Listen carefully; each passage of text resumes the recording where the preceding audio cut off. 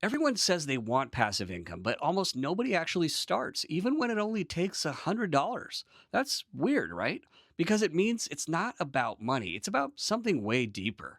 It's not like people who build passive income are smarter either, but they just think differently about effort. We're going to dive deeper into those key differences, and once you see this pattern, you won't look at money the same way again. Here's the contradiction: people will work 8 hours a day for money that stops the moment that they stop, but ask them to invest $100 into something that could grow quietly without their direct effort, then they hesitate. Even worse, they'll spend $100 on things like food delivery without even thinking twice. So they're not afraid of losing money, they're afraid of something else, something less obvious. Think about how you were raised. You were rewarded for effort you could see. Homework done? Good job. Worked hard? You get paid. But no one ever said, hey, put some money into something and wait 5 years. So your brain learned something early. Effort must be visible and immediate.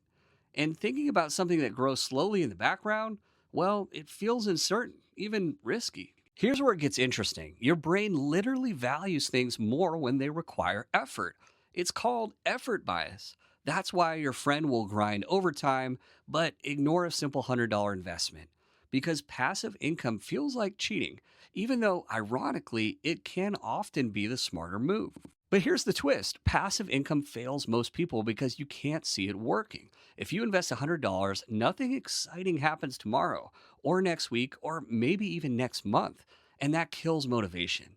In fact, about 55% of Americans don't invest at all, not because they can't, but because the payoff just feels too far away. Here's another trap: people think $100 is too small to matter, but that's completely wrong because small amounts compound quietly.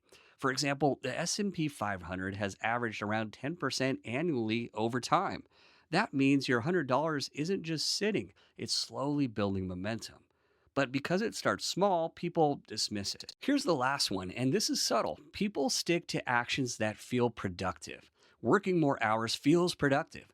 Researching endlessly feels productive. But investing $100 and waiting, that feels like doing nothing, even though it can be the highest leverage move. So people stay busy instead of getting ahead. So here's the reframe: hesitation isn't laziness, it's conditioning. We were trained to trust effort that we can see, but wealth is built on things you can't see day to day: quiet systems, slow growth, compounding over time. The people who win long term just learn to trust the invisible.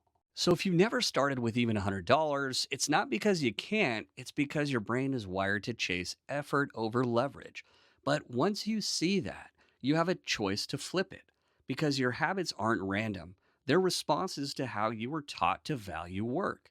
And changing that, that's where passive income actually begins. So here's my question for you: do you think $100 is enough to start or not worth it? Drop it in the comments below. And if you want more breakdowns like this, where we expose the psychology behind money, consider subscribing.